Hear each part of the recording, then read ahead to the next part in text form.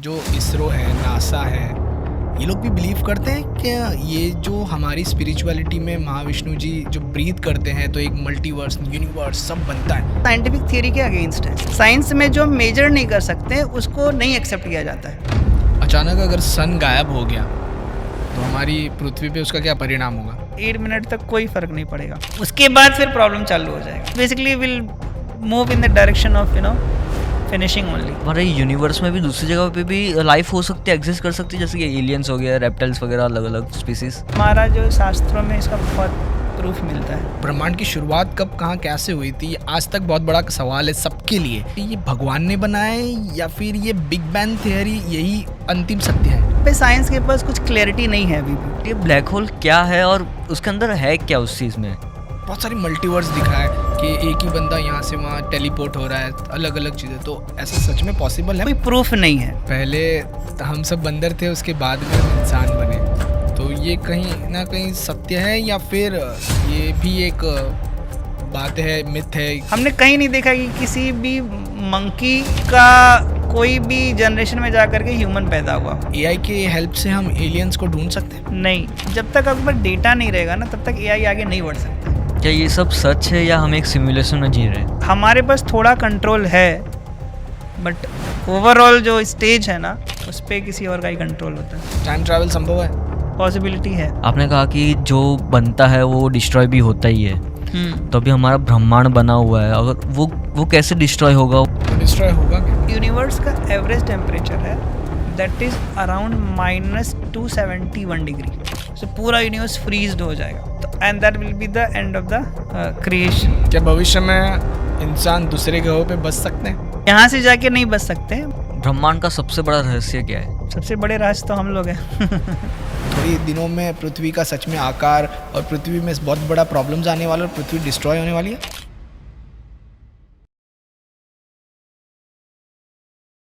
Hello everyone, welcome to the podcast. आप सभी का स्वागत है फिर एक और नए एपिसोड में। आज का एपिसोड बहुत ही खास है। आज का एपिसोड बहुत ज़्यादा रचनात्मक है, बहुत ज़्यादा सस्पेंसफुल है। आज हम बात कर रहे हैं यूनिवर्स पे। यूनिवर्स का जो क्वेश्चंस है वो आज तक कोई सॉल्व कर नहीं पाया, ना ही इंसान, क्योंकि ये एक मिथ है कि ये साइंस ने बनाई गई रचना है या ये भगवान ने बनाई है। आज तक इसका कोई सोल्यूशन निकाल नहीं पाए, ना ही क्वेश्चंस ढूंढ पाए कि ये हुआ कैसे, कब, कहाँ, कैसे, क्या हो रहा है। तो आज इसी टॉपिक पे हम बात करेंगे। हमारे बीच मौजूद है doctor Pradeep. Hello sir. Hare Krishna. ये जो ब्रह्मांड है ये एक्चुअली कैसे बना है? ये ब्रह्मांड की शुरुआत कब, कहाँ, कैसे हुई थी? आज तक बहुत बड़ा सवाल है सबके लिए। ये भगवान ने बनाया है या फिर ये बिग बैंग थियरी यही अंतिम सत्य है? बिग बैंग थियरी जो है वो साइंस की तरफ से सबसे फेमस थियरी है। वैसे बहुत सारी थियरीज हैं जिसमें क्रिएशन के बारे में बात करी जाती है, मतलब बिग बैंग थियरी सबसे ज़्यादा एक्सेप्टेड थियरी है। तो बिग बैंग थियरी के हिसाब से 13.8 बिलियन ईयर्स के पहले एक पॉइंट होता था, उसको सिंगुलैरिटी बोलते थे। तो ऐसा बोलते हैं कि जो सिंगुलैरिटी पॉइंट है उसका जो टेम्परेचर था वो इनफाइनाइट था, उसकी डेंसिटी बहुत ज़्यादा थी और उसके अंदर एक बैंग हुआ, काइंड ऑफ ब्लास्ट, हम नॉर्मल सेंस में समझ सकते हैं। और फिर उससे वो जो पॉइंट था वो एक्सपांड होना चालू हुआ। तो 13.8 बिलियन पहले जो एक्सपांशन चालू हुआ था वो अभी भी एक्सपांड होते जा रहा है। तो इसके लिए एक साइंस के पास कुछ प्रूफ है। वो लोग टेलीस्कोप वगैरह के थ्रू दिखाते हैं कि जो रेज हैं, जैसे कोई ब्लास्ट होता है तो उसके बाद भी उसके कुछ अवशेष या रेमिनेंस दिखते हैं।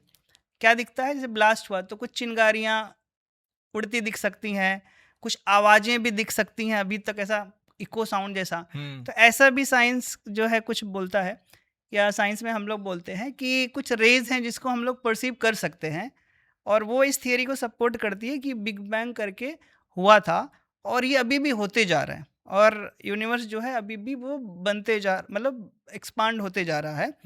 तो कभी ये एक पॉइंट पे रहा होगा जहाँ से कुछ चालू हुआ है। बट यहाँ पे बहुत सारे क्वेश्चंस आते हैं कि वो बिग बैंग किया किसने, है हुआ ना? कैसे? कोई ब्लास्ट जो है होता है, अगर बैंग होता है तो उसके पीछे कोई कारण होता है ना। जैसे मान लो मुंबई में ब्लास्ट हुआ या कुछ हुआ, तो ऐसे नहीं हो जाता ना, कोई कुछ कारण से करता है, कुछ भी करता है।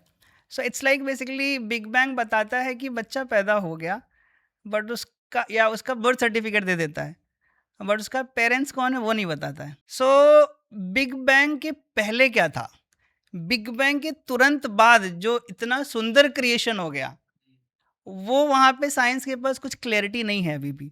जैसे कोई बैंग होता है, कोई ब्लास्ट होता है, उसे जनरली डिस्ट्रक्शन होता है, कंस्ट्रक्शन नहीं होता है। ऐसा कोई भी बैंग आपको नहीं मिलेगा जिसके थ्रू कोई भी कंस्ट्रक्शन हुआ हो। और इमेजिन करते हैं कि बैंग से कुछ कंस्ट्रक्शन अगर हो भी, तो भी कोई तो मॉनिटर करेगा तब तो होगा ना। अपने आप कुछ बैंग हो जाए, है ना, कभी कभी होता है कि कुछ बैंग किया जाता है कुछ पर्पजली, कोई प्रॉपर कंस्ट्रक्शन नहीं होता, बट फिर भी कुछ पर्पस सॉल्व हो सकता है उससे, बट उसके पीछे भी कोई प्लान करता है ना। तो ये जो है साइंटिफिक अंडरस्टैंडिंग है, तो वहाँ पे जाकर के उनका एक लिमिटेशन आ जाता है। स्पिरिचुअल एंगल क्या बोलता है, या स्पिरिचुअलिटी में हमारा जो वेदास हैं, हमारे स्क्रिप्चर्स हैं, उसके अंदर क्या आता है कि there is a living supreme being जो ये सबको ऑर्केस्ट्रेट कर रहा है। सो स्पिरिचुअल एंगल से हम लोग जो हम मानते हैं क्रिएशन का, तो महाविष्णु है। तो महाविष्णु जो है वो कारण सागर में सोते रहते हैं, एंड वहाँ पर वो जब सांस छोड़ते there is a point. Singularity also talks about एक पॉइंट है जहाँ से पूरा क्रिएशन हुआ है। जो हमारे स्क्रिप्चर्स हैं वो बताते हैं कि महाविष्णु के पोर से जब वो सांस छोड़ते हैं तो वहाँ से क्रिएशन, वहाँ से ब्रह्मांड निकलते। अभी इसको इमेजिन करना है तो हम कैसे कर सकते हैं? कुछ बच्चे हैं ना, आप देखोगे कुछ वो एक बबल गेम करते हैं। यस, तो उसके अंदर वो सोप का वाटर रहता है और वो फूकते हैं तो बहुत सारे तो बबल्स निकलते हैं। तो we can imagine something like that. Okay, कि महाविष्णु जब सांस छोड़ते हैं तो the ingredients through which this cosmos या क्रिएशन जिससे बनता है वो वहाँ पे रहता है, और वो सांस जब छोड़ते हैं तो वो इंग्रेडिएंट्स के साथ फिर ये क्रिएशन अलग अलग ब्रह्मांड। सो ऐसा एक फोटो भी आपको ऑनलाइन मिलेगा। Yes yes yes, I have seen. Yes, तो वहाँ पे आप देखोगे बहुत सारे ब्रह्मांड निकल रहे, एंड एवरी इंडिविजुअल ब्रह्मांड is one universe.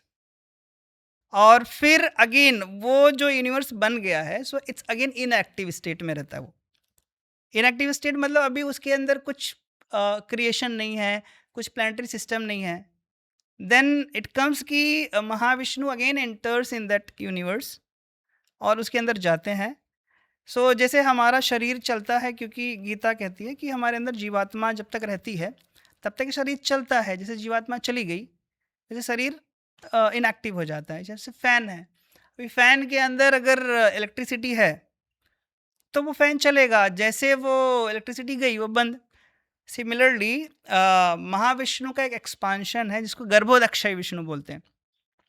So when he enters in that one universe, so every universe will have one Garbhodakshaya Vishnu, और जब वो उसके अंदर जाते हैं तो फिर उसके अंदर का आगे का क्रिएशन चालू होता है। और आगे का क्रिएशन ऐसा होता है कि महाविष्णु वहाँ पे वापस जो ये पूरा यूनिवर्स है वो वापस लगभग 50% तक पानी से भर जाता है, जिसको गर्भोदक सागर कहते हैं। उसके अंदर महाविष्णु स्लीप्स, वो स्नेक बेड के ऊपर। So that is the beauty of God, you know, he can do the creation while sleeping also. और फिर उनके नेवल से एक कमल निकलता है। जो इसरो है, नासा है, ये लोग भी बिलीव करते हैं कि ये जो हमारी स्पिरिचुअलिटी में महाविष्णु जी जो ब्रीथ करते हैं तो एक मल्टीवर्स, यूनिवर्स सब बनता है, तो कहीं ना कहीं वो भी मानते हैं ऐसा कि ये सच है, या फिर उनकी थ्योरी कुछ और है? वी कैन नॉट से कि सब लोग मानते हैं या सब लोग नहीं मानते हैं। अच्छा। So I know people who believes also, and but इतना मैं बोल सकता हूँ कि अगर कोई दोनों थियरीज पढ़ेगा, सी बिग बैंग में भी हमको कहीं ना कहीं तो कुछ ना कुछ तो एक्सेप्ट या इमेजिन करके ही चलना पड़ रहा है कि एक पॉइंट था। यू इमेजिन, जैसे हम लोग let x is equal to something, वहाँ पे भी आपको कुछ बिलीफ डालना ही पड़ रहा है। ऐसा नहीं कि वो जो देखिए वो जो सिंगुलरिटी का जो पॉइंट है वो साइंटिफिक थियरी के अगेंस्ट है। साइंटिफिक थियरी बोलती है कि इनफाइनाइट टेम्परेचर कभी भी किसी जगह पे नहीं हो सकता है, जल जाएगा ना वो तो ऐसे डिस्ट्रॉय हो जाएगा।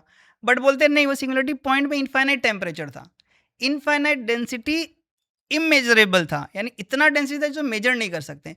Anything you can not measure you can't call a scientific concept, correct? Science में जो मेजर नहीं कर सकते उसको नहीं एक्सेप्ट किया जाता है। ओके। सो जहाँ से बिग बैंग हुआ है उसमें भी आपको बिलीफ और इमेजिनेशन थोड़ा डालना ही पड़ रहा है। But they believe 1% at least. The scientist in Yes, वैदिक एक्सप्लेनेशन, yes. हाँ I know many scientist, Science and the spiritual Mahavishnu comparison. Doctor TD. Singh जिसका बुक पहली बार मैंने पढ़ा था, with written the book called Scientific Basis of Krishna Consciousness. So he was a scientist only, and there are many scientists available on Google also internet कि जो वैदिक का explanation को एक्सेप्ट करते हैं. So my point is कि you have to believe, आपको कुछ ना कुछ तो बिलीफ डालना ही पड़ेगा, चाहे आप साइंस में जाते हो चाहे आप स्पिरिचुअलिटी में जाते हो. जनरल नोशन क्या है कि साइंस मतलब सबका प्रूफ रहेगा, Yes. सब कुछ जो है आपको मेजर्ड रहेगा, सब कुछ कैलकुलेटेड रहेगा, वही साइंस बात करता है. और ऐसा होता है कि नहीं, स्पिरिचुअलिटी में आपको कहीं ना कहीं कुछ बिलीफ से ही सब चलता है, सब मानना ही पड़ेगा. बट एक्चुअली में आप देखोगे ना, साइंस में भी बहुत सारे है ना, बहुत सारे खासकर क्रिएशन के लेवल पे बहुत सारा प्रोबेबिलिटी है, इमेजिनेशन है ना. जस्ट एक इमेजिनेशन करके कुछ पॉइंट्स को कलेक्ट करके वो एक थियरी बनाई गई है. सो द आइडिया इज कि अगर बिलीफ ही डालना है, हाँ. एंड अगेन साइंस का इशू क्या है कि science is changing. So basically I have done PhD तो AI में. तो हमारा भी क्या होता है, व्हेन यू डू PhD तो हमको क्या करना होता है, we have to read the previous literatures. पहले के साइंटिस्ट ने क्या बोला है, क्या कहा है, उसको हमको पढ़ना होता है, उसके अंदर कमियां निकालना होता है, और उस कमियों के बाद में उसका बेटर आइडिया क्या होता है या उसका नेक्स्ट लेवल पे नॉलेज क्या होता है, वो हम प्रपोज करते हैं. और उसके साथ में हम लोग उसको सपोर्टिंग एविडेंस डालते हैं. वो एविडेंस के लिए क्वालिटेटिव क्वांटिटेटिव एक्सपेरिमेंटेशंस हो सकते हैं, और उसके हिसाब से देन वी जस्टिफाई कि हम पहले में जो लिमिटेशन था मैं नया थियरी बना करके दे रहा हूँ, इसके अंदर वो लिमिटेशंस नहीं है. पर साइंस तो प्रूफ मांगता है हमेशा. हाँ, तो वो प्रूफ तो मांगते हैं, बट खासकर क्रिएशन में जा करके ना, क्रिएशन में जा करके वो लोग बहुत सारी चीज़ें ब्लाइंड एक्सेप्टेंस वहाँ भी दिखता है. स्पिरिचुअलिटी में भी कुछ बिलीफ हमको रखना पड़ता है. स्पिरिचुअलिटी में जैसे कुछ बिलीफ मतलब कि हम शरीर नहीं आत्मा है. एक्चुअली ये जो क्रिएशन है इसके पीछे कोई ह्यूमन इंटेलिजेंस है. अगर आप इतना एक्सेप्ट कर लेते हो तो साइंटिफिक थियरीज है ना, उससे हमारा कोई कॉन्ट्रडिक्शन नहीं है. जैसे मैंने बोला, वो पॉइंट जो सिंगुलरिटी है, हम मतलब हमारा आइडिया है कि वो जो पॉइंट है ना, महाविष्णु का पोर ले लो बस, बाकी सब एक्सपांड हो रहा है. सो बेसिकली एक्सपांशन भी चल रहा है. सो बेसिकली एक ह्यूमनाइज्ड ऑर्केस्ट्रेशन है वहाँ पे. जैसे हम पॉडकास्ट कर रहे हैं तो आपने कुछ प्लान किया Yes. है ना, आपने मुझे यहाँ बिठाया, आप वहाँ बैठे, जो भी सेटअप है इसके पीछे एक ह्यूमन इंटेलिजेंस लगा हुआ है. कोई भी ब्यूटीफुल अच्छी चीज हुई है इस क्रिएशन में, उसके पीछे कोई ना कोई इंसान तो रहा होगा.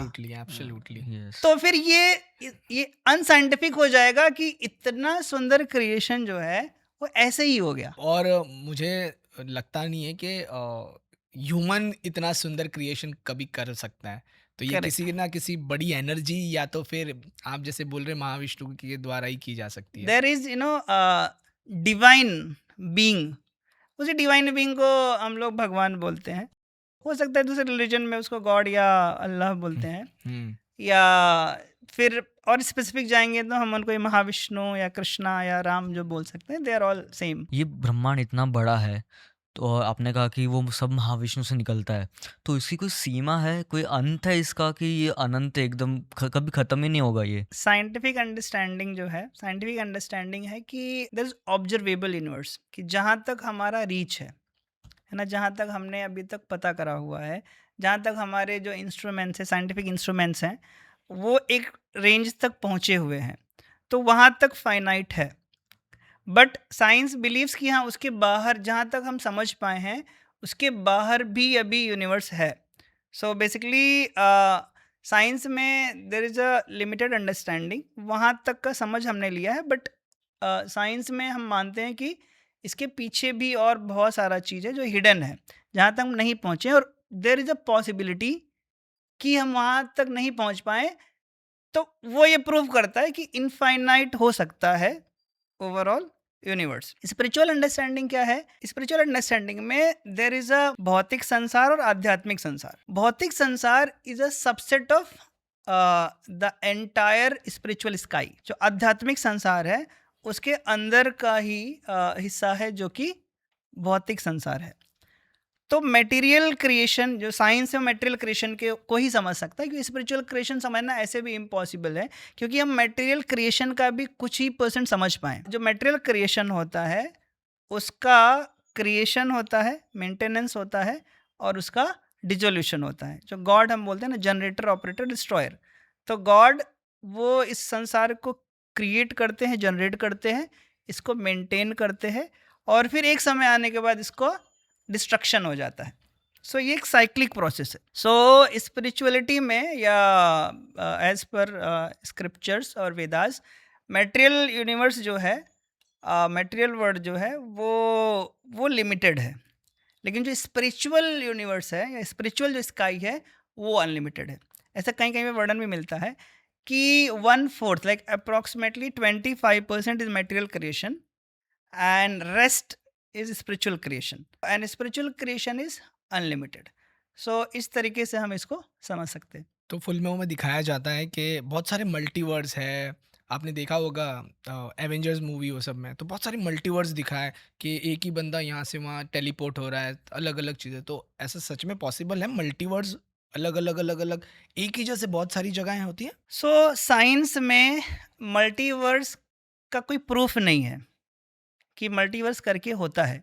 मूवीज में बताया जाता है, वो ज़्यादातर एक स्टोरी या फिक्शन होता है कि हम लोग एक यूनिवर्स से दूसरे यूनिवर्स में जाते हैं। वो जो मूवी आप बोल रहे थे, इंटरस्टेलर। हाँ, इंटरस्टेलर जो मूवी है उसके अंदर भी बताते हैं कि यहाँ पे रिसोर्सेज ख़त्म हो रहे हैं ना, ये जिस यूनिवर्स में हम लोग रह रहे हैं यहाँ पे रिसोर्सेज ख़त्म हो रहे हैं और जीवन जीना मुश्किल हो जा रहा है। बहुत सारा थियरी ऐसे भी आता है कि अभी ओजोन लेयर जो है वो कमज़ोर हो रहा है और अभी बहुत हीट हो जाएगा, ग्लेशियर पिघल रहे हैं सब। हाँ, ग्लेशियर्स पिघल रहे हैं। ऐसे बहुत सारे साइंटिफिक थियरीज आती हैं और उसकी वजह से science is actually trying, science बहुत ट्राई कर रहा है कि कोई ऐसा प्लेस पता किया जाए जहाँ पे वापस हम लोग ह्यूमंस को डिपोर्ट कर पाएँ और वहाँ पे भी ह्यूमन सिविलाइजेशन जैसी चीज़ें मिलें। मार्स में कुछ लेवल तक साइंस ने सक्सेस भी पाया हुआ है, बट अगेन वहाँ पे भी अभी बहुत ज़्यादा कॉन्फिडेंस नहीं है कि ये पॉसिबिलिटी होगी कि हम वहाँ पे लोगों को भेज पाएंगे। सो मार्स पे पानी है ऐसा करके कुछ प्रूफ मिला है। And I was reading also कि मार्स पे कुछ एयर भी मिला है उनको, और वहाँ पे उनको, बट जो एयर मिला हुआ है जनरली कार्बन डाइऑक्साइड मिला हुआ है, अच्छा, बट हमको तो ऑक्सीजन चाहिए। ऑब्वियसली। यस तो अगेन अभी वो और भी, जबकि वो लिमिटेड अंडरस्टैंडिंग आया हुआ है मार्स का। मार्स के अलावा बाकी कहीं पे ऐसा सक्सेस नहीं मिला हुआ है जहाँ पे पानी, और बट पानी भी जो मिला हुआ है वहाँ वो भी जहाँ तक बर्फ जैसा मिला हुआ है, मतलब सॉलिड फॉर्म में है, आइस फॉर्म में है, वो लिक्विड फॉर्म में, क्योंकि हमको तो पीने के लिए तो लिक्विड फॉर्म चाहिए। तो अभी भी बट ह्यूमन वहाँ पे जी पाएंगे उस पर भी अभी कुछ क्लैरिटी नहीं है। बट अगर हम साइंटिफिक या कम्युनिटी की बात करें जो इस डायरेक्शन में बात कर रहे हैं, काम कर रहे हैं, तो दे आर सेइंग कि मे बी नियर फ्यूचर 100-200 साल में शायद हम लोग वहाँ पर कुछ लोगों को भेज पाएँ। बट अगेन यहाँ पर वो जो इन्वेस्टमेंट खर्चा या जो कुछ भी जा रहा है ना, वो अगर जो एग्जिस्टिंग अर्थ को सुधारने में लगाया जाए तो मुझे लगता है वो ह्यूमन बीइंग्स को, ह्यूमन सिविलाइजेशन को ज़्यादा फायदा मिलेगा। सही सही बोला यस आपने। है ना, क्योंकि ऑलरेडी हमारा जो एटमॉस्फेयर है इसमें बहुत सारे जो मतलब अब देखोगे कि दिल्ली वगैरह इंडिया में भी देखो, वहाँ पे पॉल्यूशन इंडेक्स कितना है, बहुत ज़्यादा है। AQI कितना गड़बड़ हो जाता है। बहुत बार लोगों को घर के अंदर वो लगाना पड़ता है कि एयर फिल्टर्स वगैरह लगाना पड़ रहा है। तो ऐसे बहुत सारे एरिया में हो रहा है, क्योंकि हम लोग जो जहाँ पे भी रह रहे हैं वहाँ पे हम लोग नेचर को एक्सप्लॉइट कर रहे हैं। एंड वी आर थिंकिंग कि कोई नया एटमॉस्फेयर, कोई नया जगह हमको मिले जहाँ पर हम लोग खुशी से रह सकें। तो अगेन इसमें भी एक थोड़ा क्वेश्चन मार्क हो जाता है ये थॉट में ही कि इसमें क्या है। दूसरा, यहाँ से अभी अब समझो हम लोग मुंबई में बैठे हुए हैं, अगर हमको दिल्ली भी जाना है तो कितना खर्चा होगा? 99% लोग हैं वो नहीं प्रेफर करते, वो ट्रेन या अलग तरीके से प्रेफर करते हैं। तो सोचो यहाँ से अगर मार्स पे भेजना होगा तो उसका कितना खर्चा होगा। वो एक जीवन में आदमी ना, बहुत सारे लोग होंगे इंडिया में, आप देखोगे कि पूरे जीवन फ्लाइट में नहीं बैठ पाते। अगर उसको, उसके बच्चे को फैमिली के साथ लेकर के जाना होगा मार्स पे, है ना। यूएस ही जाओगे तो आप कम से कम 1 लाख रुपया तो आपका भाड़ा हो जाएगा, है ना। फिर वीजा सीजा सब मिला करके उसमें भी क्या डॉक्यूमेंटेशन होगा, क्या होगा। तो इस डायरेक्शन में हम रियलिटी में कुछ हासिल कर पाएंगे उसमें। Again but again Mars is the part of this universe only, correct. हम लोग मल्टी यूनिवर्स की बात कर रहे हैं। तो इसके बाहर का जो दूसरा यूनिवर्स होगा उसके अंदर तो अभी बहुत रीच ही नहीं पहुंची हुई है। हालांकि जो हम लोग ये मूवी का बात कर रहे थे, इंटरस्टेलर। हाँ इंटरस्टेलर, उसके अंदर बताते हैं कि वो बिग बैंग करके, है ना, एक रास्ता होता है जिसके थ्रू हम दूसरे यूनिवर्स में जल्दी से घुस सकते हैं, फास्ट स्पीड से घुस सकते हैं, है ना। बट अगेन जो ओरिजिनल बिग बैंग का कॉन्सेप्ट है और यहाँ पे जो मूवी बताया गया है उसमें भी डिफरेंस है। तो वो दूसरे यूनिवर्स में जाना वो सब मतलब थोड़ा अभी बहुत हाई लेवल है। अभी कुछ भी ढंग का क्लैरिटी या कहीं पे कंक्लूजन पहुंच पाना बहुत मुश्किल है। दूसरी तरफ जो स्पिरिचुअल अंडरस्टैंडिंग है, स्पिरिचुअल अंडरस्टैंडिंग में हाँ जैसे मैंने बताया कि महाविष्णु के रोम से अनंत कोटि ब्रह्मांड निकलते, इसलिए बहुत बार आप देखोगे ना, अनंत कोटि ब्रह्मांड हाँ नायक। अनंत कोटि ब्रह्मांड नायक राजाधिराज ऐसा करके, है ना, भगवान को, है ना, हाँ, हम लोग ऐसा जय जयकार भी करते हैं ना। Basically he is the master of the you know infinite universes. और ये जो इनफाइनाइट यूनिवर्स है ये मटेरियल एक एक यूनिवर्स है। एंड इट इज़ मेंशन कि हम लोग क्योंकि हमारा जिसका पैदा हुए हैं, भगवत गीता बोलती है कि जिसने जन्म लिया है उसका मृत्यु निश्चित है। तो अगर मृत्यु निश्चित है तो उस मृत्यु के बाद हमारा नेक्स्ट बर्थ भी निश्चित है। वो नेक्स्ट बर्थ हम दूसरे यूनिवर्स में ले सकते हैं। तो ये जो हम इतना सोर्स लगा रहे हैं दूसरे प्लैनेट पे खुद को सेटल करने का, तो मुझे लगता है ये थोड़ा इम्पॉसिबल ही है। इससे बेटर हम हमारी जो पृथ्वी है उस पे काम करें तो हम ज़्यादा ज़्यादा जी पाएंगे। रेदर वहाँ आपने बहुत अच्छी बात कही कि खर्चा खर्चा भी इन्फिनाइटी है। फिर करेक्ट, यहाँ पे 5 रुपया लग रहा है अच्छी चीज़ें करने के लिए, तो वहाँ तो समझ ही नहीं पाएंगे और सब पहुँच भी नहीं पाएंगे पहुंच मुझे भी लगता नहीं पाएंगे। है। करेक्ट, बहुत सही बात कही आपने। और वेरी इंपॉर्टेंट, क्या सच में जिस तरह से टेम्परेचर बढ़ रहा है और सब हो रहा है, तो कहीं ना कहीं जो बड़े लेवल पे लोग बैठे हैं, जो इसरो और नासा ये सब जहाँ पे लोग बैठे हैं वहाँ पे उनको कहीं ना कहीं पता चल रहा है कि या सच में पृथ्वी थोड़ी दिनों में पृथ्वी का सच में आकार और पृथ्वी में बहुत बड़ा प्रॉब्लम्स आने वाला है और पृथ्वी डिस्ट्रॉय होने वाली है। तो अभी उनका कैलकुलेशंस तो होता ही रहेगा, है ना, उतने बड़े लोग हैं तो करते ही रहेंगे। बट इसमें कैसा है ना, जहाँ तक मैं समझ रहा हूँ कि थोड़ा अभी वो सब डिपार्टमेंटल वाइज हो गया। हम्म। क्योंकि आदमी का अपना लाइफ का भी चैलेंजेस हैं, है ना। उसका 8 घंटे का मोस्टली जो जॉब कर रहे हैं वहाँ पे सबका प्रोफेशन है वो। उनका यस। पर्सनल लाइफ भी रहेगा, फैमिली लाइफ भी रहेगा, एंटरटेनमेंट भी रहेगा, वीकेंड रहेगा, पार्टी वार्टी सब रहेगा। तो उनको जो लिमिटेड टाइम अपना डाल रहे हैं, तो अभी कैसा हो गया है कि जैसे एक नॉर्मल ऑफिस चलता है तो अकाउंट्स डिपार्टमेंट होता है, एचआर डिपार्टमेंट होता है, प्रोडक्शन डिपार्टमेंट होता है। अभी दूसरा डिपार्टमेंट दूसरे डिपार्टमेंट में नहीं जाता है ज़्यादा। तो जो उधर बैठे होंगे नासा में, तो जिसका वो सर्विस रहेगा कि वो, है ना, वो दूसरे ग्रहों के बारे में पता करना, दूसरे यूनिवर्स के बारे में पता करना, तो they must be focusing there. But उसके बावजूद बहुत सारे लोग हैं जो सोच भी रहे हैं, काम भी कर रहे हैं, है ना। बहुत सारे एनजीओज हैं, बहुत सारे गवर्नमेंट के एफर्ट्स भी हैं। ईएसजी वगैरह ग्रुप है जिसके अंदर वो लोग इन्वायरमेंटल सस्टेनेबिलिटी के ऊपर बहुत सारा कोशिश कर रहे हैं।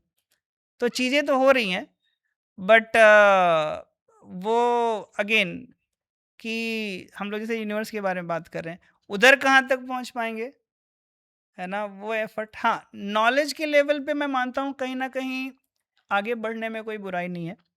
जैसे अभी हमने पृथ्वी से बाहर जाने के बारे में सोचा थोड़ा, तो उसकी वजह से बहुत कुछ हमने हासिल किया। जैसे सैटेलाइट कम्युनिकेशन पॉसिबल हुआ, है ना, आर्टिफिशियल सैटेलाइट्स आई तो तभी आई जब हमने पृथ्वी से बाहर जाने के बारे में सोचा। यस। जीपीएस सिस्टम जो हमें आया, हम कहीं भी किसी भी लोकेशन पे जा सकते हैं। तो वो भी हमको क्योंकि साइंटिस्ट थे जिन्होंने सोचा कि ये प्लैनेट्स कैसे घूम रहे हैं, स्टार्स कैसे घूम रहे हैं, सैटेलाइट्स कैसे घूम रही हैं, उसके बारे में सोचा और उसके बारे में कुछ ट्राई किया। तो उसके वजह से जो इंटरनेट कम्युनिकेशन है या जो भी बहुत सारी चीज़ें आई हुई हैं, ये सब हमारे को इसीलिए मिली क्योंकि थोड़ा बियॉन्ड सोचने की कोशिश की। बट फिर भी जो हमको दूसरे यूनिवर्स में ले जाने वाला चीज़ है, वो थोड़ा मैंने क्वेश्चन मार्क डालता है कि उसमें हम कितना हासिल कर पाएंगे। सो एक ह्यूमन सिविलाइजेशन को अच्छा करने के लिए थोड़ा बाहर जा कर के हम लोग पृथ्वी के लेवल पे क्या अच्छा कर सकते हैं, वो डायरेक्शन में जो काम हुए हैं उसमें ऑब्वियसली हमको सफलता भी मिली हुई है। और उसकी वजह से जैसे हम लोग अभी ब्रॉडकास्ट भी कर पा रहे हैं, तो उसमें भी कहीं ना कहीं उस तरीके का कंट्रीब्यूशन है। सो बेसिकली मेरा जो अंडरस्टैंडिंग है या जो मैं समझता हूँ कि अल्टीमेटली ये दोनों का जो है एक तरीके से सिंक्रोनाइजेशन होना चाहिए, है ना। साइंटिफिक अंडरस्टैंडिंग जो कि ह्यूमन सिविलाइजेशन को, ह्यूमंस का जो लाइफ है उसको कंट्रीब्यूट करे। तो एक्चुअली ये साइंस है ना, साइंस हमारा जो फिजिकल रिक्वायरमेंट्स है, बॉडीली रिक्वायरमेंट्स है, उसको फुलफिल करने में बहुत बड़ा रोल अदा करता है। साइंस जो है हमारा travel from one place to another बहुत ईज किया, साइंस ने कंट्रीब्यूट किया। साइंस ने हमें कम्युनिकेशन में ईज किया, है ना। आप इजीली किसी से बात कर सकते हैं, वीडियो कॉल कर सकते हैं, वॉइस कॉल कर सकते हैं, करेक्ट। बट साइंस जो है ना, जैसे यूएस या बहुत सारे कंट्री जो साइंटिफिकली बहुत एडवांस्ड हैं, वहाँ पे मेंटल प्रॉब्लम्स अभी बहुत सारी है। मेंटल प्रॉब्लम्स के ऊपर जो है साइंस से ज़्यादा स्पिरिचुअलिटी ने कंट्रीब्यूट किया है। You go any part of the world, spirituality exist in some or the other form, किसी रिलीजन के हिसाब से, किसी थॉट के हिसाब से, किसी फिलोसॉफी के हिसाब से। And people who are spiritualist, they are more composed, they are more productive, they are more peaceful, and their life is more valuable। और एक हिंदी में कुछ टर्म्स आते हैं, मैंने सुना था, एक होता है सफलता, एक होता है सार्थकता। सो सफलता मतलब you are able to achieve some resources, है ना। घर हुआ, गाड़ी हुआ, बंगला हुआ, मे बी एरोप्लेन वगैरह कुछ भी, है ना, हेलीकॉप्टर वगैरह, रिसोर्सेज पा गए। बट सार्थकता क्या होता है कि how with these resources you are able to contribute, आपकी फैमिली को कंट्रीब्यूट कर पाते हो, आपके रिलेटिव्स को कंट्रीब्यूट कर पाते हो, इस समाज को कंट्रीब्यूट कर पाते हो। सो आपने जो कुछ भी हासिल किया है उसका प्रॉपर एंड हुआ है, सार्थकता उसको बोलते हैं। मान लो कोई व्यक्ति ने बहुत अच्छा पैसा कमाया हुआ है, या कोई डॉक्टर बना हुआ है, बट उसका बेटे ही बीमार है, उसका बच्चे को नहीं ठीक कर पा रहा है, या वो पैसा बचाने के चक्कर में उसका बेटा जो है अंधा हो गया, कुछ भी हो गया, जस्ट हाइपोथेटिकल सिचुएशन बोल रहा हूँ मैं। तो सफल तो था वो, बट सार्थक नहीं हुआ ना उसका नॉलेज का। बहुत सारे बच्चे हैं अच्छा पैसा कमा रहे हैं, बट उसके माता पिता दुखी हैं, तो वो पैसा सार्थक नहीं हुआ। सो आपके जो अचीवमेंट्स आ रहे हैं, जो सक्सेस आ रहे हैं, उसका सार्थकता तब होगा जब उसके द्वारा किसी के लाइफ में कुछ इम्पैक्ट आ रहा है, पॉजिटिव इम्पैक्ट आ रहा है, उसकी लाइफ बेटर हो रही है। सो आई थिंक लोगों को ऐसा लगता है साइंस और स्पिरिचुअलिटी दोनों दो डायरेक्शन है। मैं ऐसा मानता हूँ कि दोनों को हार्मोनाइज्ड होकर चलना चाहिए, क्योंकि दोनों का इंटेंशन एंड गोल सेम है। पहले हम सब बंदर थे, उसके बाद में हम इंसान बने, तो ये कहीं ना कहीं सत्य है या फिर ये भी एक बात है, मिथ है कि हाँ ये ऐसा नहीं था, पहले कुछ था और अभी कुछ है, ये हम डायरेक्टली ह्यूमन ही पैदा हुए? जो साइंटिफिक थियरीज हैं वो कहती हैं life comes from matter. Life comes from matter मतलब हम लोग केमिकल से बने हुए। जैसे मैंने पढ़ा था कहीं पे, कुछ साइंटिस्ट ने क्या किया था, वो उन्होंने आइडेंटिफाई किया था कि एक ह्यूमन बॉडी पकड़ा, उसके अंदर उन्होंने पूरे बॉडी के सब मतलब पता किया कि इसके अंदर कितना, कौन से केमिकल्स हैं, कितना वाटर है, कितना फास्फोरस है, कितना कैल्शियम है, कितना सल्फर है, या क्या क्या केमिकल्स हैं। और उन्होंने कैलकुलेट किया कि ये 10 ग्राम है, ये 50 ग्राम है, ये 5 किलो है, 2 किलो है। और मैंने उसका कॉस्टिंग भी निकाला था सो उसका कॉस्टिंग कुछ कुछ 150-200 रुपया, आज से अगर 10-15 साल पहले मैंने पढ़ा था, उन्हें कॉस्टिंग निकाला था। अभी मेरा क्वेश्चन है, डू यू रियली फील कि यू आर वर्थ 150 और 200 रुपीज़? नहीं। कुछ तो अलग है ना, मतलब हाँ। है ना। आदमी का सपोज एक हाथ में बीमारी हो जाता है, सर में बीमारी हो जाता है, तो लाखों डाल देता है। तो एक बिजनेस एंगल से 150-200 रुपये की चीज़ के लिए आप लाखों कैसे खर्च सकते हो? So there is something more deeper to it. And वो जो केमिकल्स है ना, उसके अलावा जो है उसी को हम लोग बोलते हैं real identification, that is soul. तो साइंस बोलता है कि first time life came in water, पहली बार पानी के अंदर लाइफ दिखा। तो सबसे पहले जो एक सेल, यूनिसेल, सिंगल सेल, हमारा जो मल्टी सेलुलर हम लोग ऑर्गेनिज्म है, बहुत सारे सेल्स हमारे बॉडी के अंदर बने हुए हैं। तो पहली बार सेल जो आया, वो जिसको अमीबा के नाम से भी जाना जाता है, या जो भी सेल आया, वो सबसे पहले पानी के अंदर आया। सेल के अंदर आपके जो आरएनए, डीएनए जो होते हैं, तो उसके अंदर जो है वो जनरली अपना प्रोटीन से बना होता है। प्रोटीन जो बनता है वो भी न्यूक्लिक एसिड से बनता है। या जो प्रोटीन अगर हम पकड़े, तो प्रोटीन के अंदर भी कार्बन, हाइड्रोजन, ऑक्सीजन, सब चीज़ें होती हैं। साइंटिफिक थियरीज ऐसे भी बोलते हैं कि शुरू में ऑक्सीजन था ही नहीं। अगेन, जब ऑक्सीजन ही नहीं था तो प्रोटीन कैसे बना, भी क्वेश्चन मार्क है। दूसरा चीज़ है, जो पहला जो सेल बना वो किधर बना। अभी जो सनलाइट है, खासकर फोटोवोल्टिक जो रेज आती है, वो कभी भी ना कॉम्प्लेक्स मॉलिक्यूल्स को तोड़ने का काम करती है, कभी बनने नहीं देती है चीज़ों को। केमिकल जो बॉन्ड्स होते हैं उसको तोड़ती है।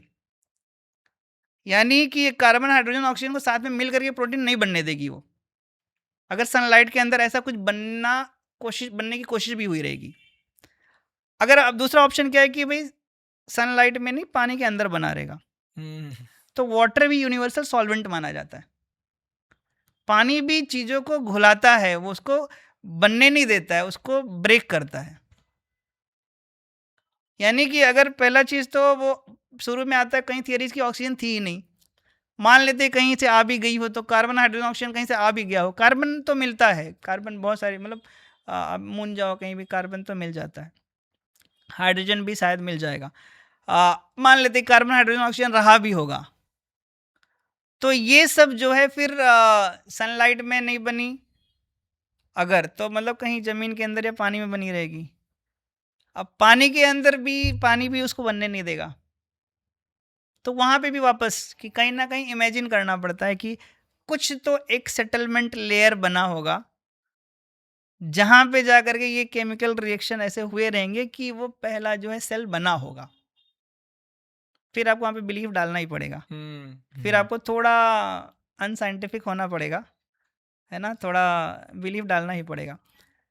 तो फिर हम वही बोलते हैं कि ठीक है, वहाँ पे भी मानते हो तो मान लो भगवान ने सेटलमेंट कर दिया था उधर, कि जहाँ पे ऑक्सीजन, कार्बन, हाइड्रोजन डाल दिया रहेगा। अगर वो थियरी को आगे लेके बढ़ना है तो भी चलोगे, तो भी that's fine. But according to scriptures, all the species existed at once by the will of Bhagwan. दूसरे उसमें जो हम लोग डिस्कशन कर रहे थे, तो पहली बार सेल बना, फिर बाद में जो डार्विन थियरी है, जहाँ मंकी का वर्णन मिलता है या डिस्क्रिप्शन मिलता है, तो डार्विन थियरी बोलती है कि there is a concept called natural selection, survival for existence and natural selection. तो क्या हुआ, पानी के अंदर से फिर पानी के जीव बने, और फिर पानी के जीव फिर आगे उसके अंदर से कुछ मेढक टाइप के बने, जो पानी में भी रह सकते हैं, ज़मीन पे रह सकते हैं। तो कुछ ज़मीन पे आ गए, दोनों जगह रहने लगे। फिर कुछ ज़मीन में रह गए, कुछ पानी ज़मीन दोनों में रहने लग गए। फिर वहाँ से कुछ नए स्पीशीज़ निकली जो ट्रीज़ बनी। फिर उसके अंदर से जो सबसे आगे बढ़े वो हुए मंकीज़। फिर मंकीज़ से आगे बढ़ते बढ़ते फिर एप्स वगैरह, और फिर हम लोग एज अ ह्यूमन बीइंग। ये साइंटिफिक थ्योरी बोलती है। बट अगेन वहाँ पे इश्यूज़ यही है कि हमने हमारे जितने भी प्रूफ देखे हुए हैं, प्रूफ मतलब जितना भी 2000-3000 साल का साइंटिफिक कम्युनिटी के पास या हिस्टोरिकल एविडेंसेस जो हैं, हमने कहीं नहीं देखा कि किसी भी मंकी का कोई भी जनरेशन में जा करके ह्यूमन पैदा हुआ हो। तो ये फॉल्स है। हाँ, मतलब उसमें ये थियरी ही है, तो ये फॉल्स ही लग रहा है। मतलब कुछ तो मिलना चाहिए ना, कहीं ना कहीं कोई मंकी थोड़ा तो ह्यूमन लाइक बच्चा पैदा करता, या किसी ने 200 साल 300 साल पहले कुछ मंकी पकड़े होते, जिसके थ्रू आगे जा करके कुछ ह्यूमंस पैदा किए जाते। तो स्कूल्स में तो पढ़ाया जाता है ये। हाँ, तो एक्चुअली मैंने सुना था कहीं कहीं पे, कुछ यूनिवर्सिटीज़ में या कुछ कॉलेजेस में, यूएस में भी न्यूज़ में देखा था कि वहाँ पे वो लोगों ने बैन वैन किया था। बट हम लोग कैसा है कि ब्लाइंडली जो फॉरेन से बुक्स आ जाती हैं, तो वो हम लोग पढ़ाते हैं, क्योंकि हम थोड़ा मॉडर्न होना चाहते हैं। तो वैदिक कॉन्टेक्स्ट में यही है कि ये वर्णन मिलता है, जलजा 9 लखानी, इधर 9 lakhs टाइप ऑफ एक्वेटिक्स, अस्थावर लक्षित विंशति, 20 lakhs जो हैं वो जमीन पे रहने वाले जीव हैं। रुद्रा क्रीम संख्या का, है ना, तो 13 lakhs जो हैं वो कीड़े मकोड़े हैं। अस्थावर लक्षित विंशति, और 20 लाख जो है स्थावर यानी नॉन मूविंग यानी प्लांट्स हैं। उसी तरीके से आता है चतुर्लक्षानि मानव, तो 4 lakhs टाइप ऑफ ह्यूमंस, ये भी थोड़ा आता है।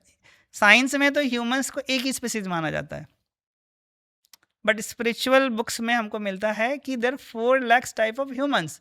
अभी क्वेश्चन आता है वैसा कैसा होगा? सो बेसिकली स्पिरिचुअलिटी में हम लोग कॉन्शियसनेस को देखते हैं।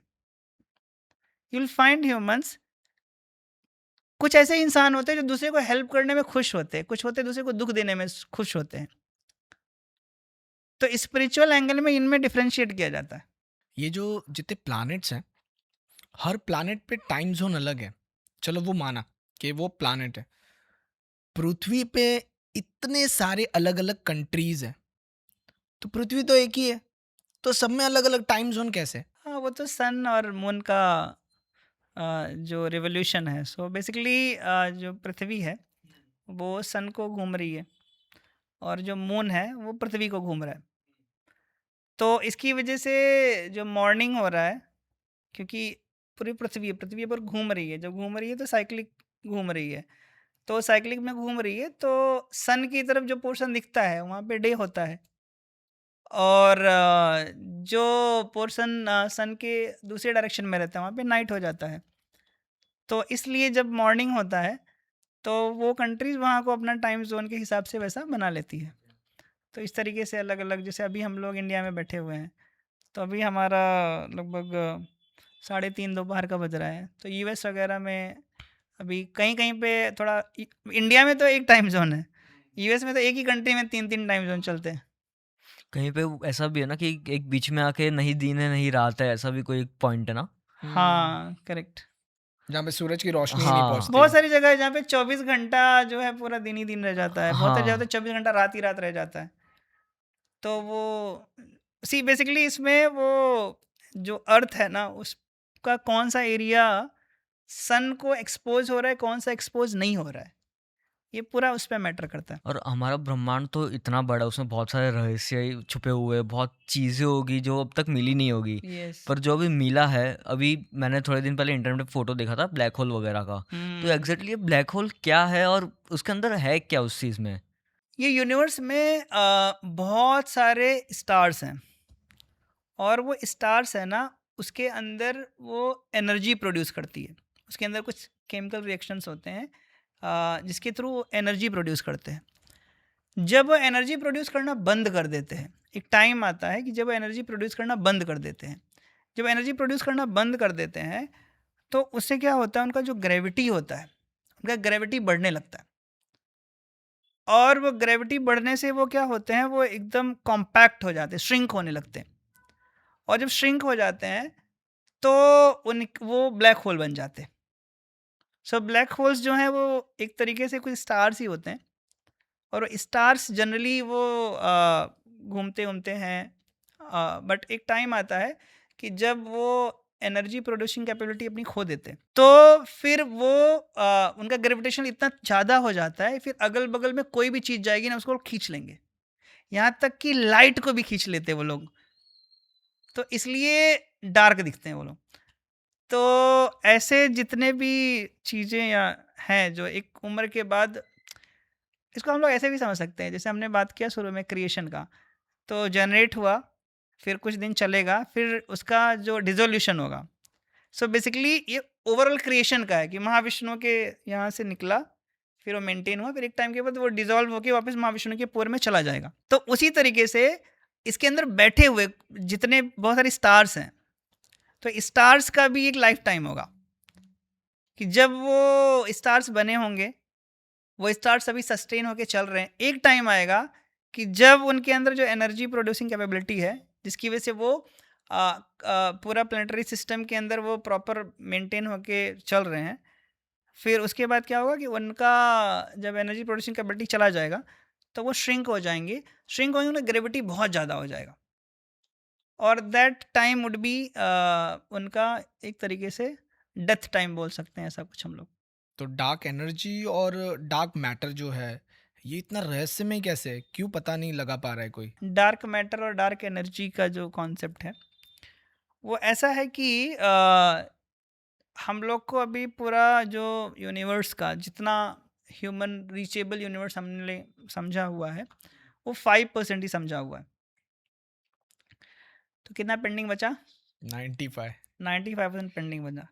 उसके अंदर ऐसा थियरीज मिलती हैं कि या ऐसा नंबर जो हमको मिलता है 27% है वो डार्क मैटर है। यूनिवर्स में हाँ, 5 + 27 कितना हो गया? 5 + 32। 32। बाकी जो बचा है वो डार्क एनर्जी है। सो विच बिकम्स कितना? 68%, करेक्ट। हम्म।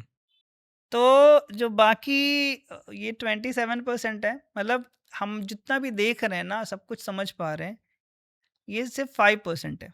जितना भी हम लोग गैलेक्सी देख रहे हैं, या जिस गैलेक्सी में हम लोग अभी रह रहे हैं, मिल्की वे जो हम बोलते हैं, जो हमने 9th 10th में पढ़ा था, यस यस। तो वो सिर्फ ये तो एक गैलेक्सी है। ऐसे बहुत सारे गैलेक्सीज हैं।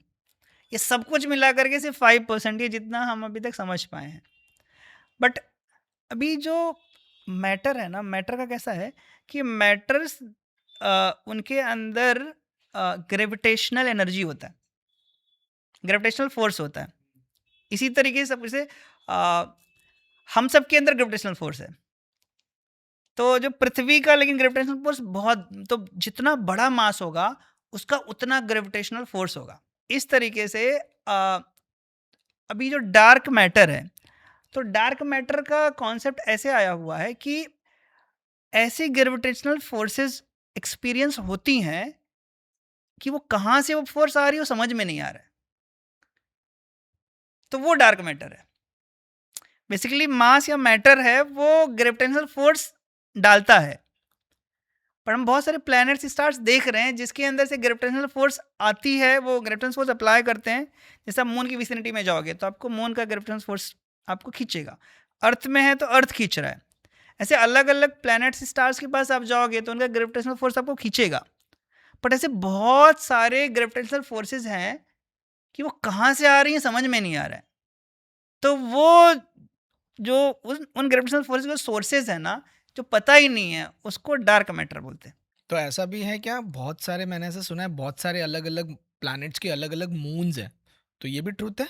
हाँ, तो बहुत सारे, हाँ, ये साइंस में इसका है, प्रूफ भी आता है बहुत सारा ऐसा थियरी में। जैसे पृथ्वी के पास एक मून है, अच्छा। तो ऐसे अलग अलग प्लैनेट्स के पास अलग अलग नंबर के मून्स का थियरी मिलता है हमको। तो मतलब होता है ऐसा। बेसिकली मून से सैटेलाइट, सो बेसिकली जो पृथ्वी को रिवॉल्व कर रहा है। हर प्लैनेट को अलग अलग मून्स की क्यों जरूरत है? नहीं, प्लैनेट्स को रिवॉल्व करने के लिए जो है वो सैटेलाइट्स हैं। अच्छा अब ये सब भगवान का क्रिएशन है। अच्छा। जैसे हमने हम तो एज ए जैसे हमारा natural moon is a natural satellite for earth. हमने आर्टिफिशियल सैटेलाइट्स भी बना दी हैं, तो उसका पर्पज है क्योंकि हमने बनाया हुआ है। करेक्ट। हमने एक को बोला भी, हमने जैसे जीपीएस सैटेलाइट्स डाली हुई हैं, ओके। वो लोकेशन मालूम पड़ जाता है। तो भगवान ने भी अलग अलग ग्रहों पे अलग अलग कुछ डाला है। तो जैसे मून का पर्पज हमको समझता है। जैसे जो वेजिटेशंस होते हैं, तो कहते हैं कि मून लाइट उनको मिलता है, तब वो उनके अंदर जो फ्रूट्स आते हैं, तो ये सब वो मून की लाइट की वजह, सनलाइट और मून लाइट के कॉम्बिनेशन से होता है ये। Even high tide, low tide, ये सब जो है ये आपका सन और मून से ही कंट्रोल होता है। सो देर आर प्लैनेट्स जिनका कंट्रोल रहता है। तो अर्थ का थोड़ा समझ हमको मिलता है, बट अभी बाकी सारे जो प्लैनेट्स हैं उसका जो मून है उसके बारे में थोड़ा कोई ऐसा एविडेंस या कुछ थियरीज, मतलब एग्जैक्टली क्यों इतने सारे वहाँ पे हैं एग्जैक्ट नंबर्स, रिसर्चर नहीं कर पाए इतना उसके बारे में अभी रिसर्च। पृथ्वी को ही समझने के लिए कोशिश कर रहे हैं वो लोग, पृथ्वी पे क्या क्या है। तो दूसरे प्लैनेट्स पे भी, जैसे मार्स पे पहुँचे हैं, अभी मार्स के पास कितने मून हैं, क्यों, क्या क्या उनका पर्पस है, वो कैसे कैसे कंट्रीब्यूट करते हैं। अभी रिसेंटली यूएस से कुछ इमेजेस आ रहे थे जिसमें एलियंस दिखा रहे थे, रेप्टाइल्स दिखा, आई थिंक सो वो फेक ही होंगे। बट जैसे कि हमारे अर्थ पे जीवन है, तो ऐसे हमारे यूनिवर्स में भी दूसरी जगह पे भी लाइफ हो सकती है, एग्जिस्ट कर सकती है, जैसे कि एलियंस हो गया, रेप्टाइल्स वगैरह, अलग अलग स्पीसीज। अभी तक जैसे मूवीज़ में दिखाया है ना, रियल में साइंस ने कोई भी जीव किसी दूसरे प्लेनेट पे, अभी तक तो साइंस को नहीं मिला हुआ है। हाँ, बट हमारा जो शास्त्रों में इसका बहुत प्रूफ मिलता है। हुँ, कि अ, जैसे डेमिगॉड्स या जो देवता होते हैं ऊपर के लोकों में रहते हैं। जैसे मैंने बताया था कि जो गर्भोदक्षय विष्णु हैं उनके नेवल से एक पेटल निकलता है, एक कमल का निकलता है, तो उसका जो स्टेम होता है उसके अंदर 14 प्लेनेटरी सिस्टम होता है। तो उसके अंदर जो पृथ्वी लोक के ऊपर जो है, ऊपर के लोग तो 7 लोग ऊपर होते हैं और इसके नीचे फिर ये टोटल 14 प्लैनेट्स होते हैं। तो पृथ्वी लोक, फिर नीचे 6 और फिर ऊपर 7 होते हैं। तो ऊपर के लोकों में अच्छे जीव होते हैं। अच्छे जीव मीन्स जो पायस होते हैं, पुण्यात्मा होती हैं। गीता में भगवान कहते हैं ऊर्ध्वम गच्छन्ति संतस्था मध्ये तिष्ठन्ति राजसा जगन्य गुण वृत्तिस्था अधो गच्छति तामसा। जो सत्वगुणी लोग होते हैं, जो पुण्यात्मा होते हैं, ऊपर के लोकों में जाते हैं। इसका मतलब ऊपर के लोग जैसे भू, यानी हम भुवः स्वः, तो भुआ और स्व मतलब स्वर्ग हो गया। तो स्वर्ग और ये इसके ऊपर के लोकों में जो है वो सुर रहते हैं। सुर और सुर बोलते हैं ना हम लोग मूवीज में। सुर यानी देवता। तो देवता लोग ऊपर के लोग में, उसमें टॉप में सत्य लोग आते हैं, उसमें ब्रह्मा जी रहते हैं। पृथ्वी के नीचे के जो लोग हैं, अतल वितल सुतल तलातल पाताल, है ना, सातल पाताल, ऐसे लास्ट में पाताल होता है। पाताल का एक कॉर्नर पे हम लोग मानते हैं नरक लोक है, मतलब शास्त्रों में वर्णन मिलता है। तो बट नीचे के लोकों में वो असुर लोग होते हैं। तो इस तरीके से जो ह्यूमंस हैं वो यहाँ पे रह रहे हैं। तो कभी कभी इवन सन पे भी स्क्रिप्चर्स के हिसाब से लोग रहते हैं, सूर्य लोक पे। बट हमारे मन में क्या आएगा कि वहाँ पे कैसे रहेंगे, जल जाएंगे। बट उनका जो शरीर होता है ना, वो अग्नि से बना होता है। जैसे आप पानी में देखोगे, पानी में हम नहीं रह सकते, बट पानी में बहुत सारे जीव हैं लहरों में और मौज लेते हैं। यस उनका बॉडी ऐसा बना हुआ है कि वो पानी में रह सकते हैं। जैसे हमारी पृथ्वी है, हम इंसान रहते हैं, वैसे ही दूसरे प्लैनेट्स है, वहाँ पे एलियंस रहते हैं। आजकल हमने बहुत ज़्यादा एआई पे खोज करके एआई को बहुत ज़्यादा स्ट्रॉन्ग कर लिया है। तो क्या एआई की हेल्प से हम एलियंस को ढूंढ सकते हैं? जो आर्टिफिशियल इंटेलिजेंस जिसको हम बोलते हैं, तो भगवान ने हमको इंटेलिजेंस दिया जिसको हम नेचुरल इंटेलिजेंस बोल सकते हैं। ठीक है। तो जो नेचुरल इंटेलिजेंस है, जो हमारा डेवलप होता है, और जो एआई होता है, दोनों का सिमिलर पैटर्न है।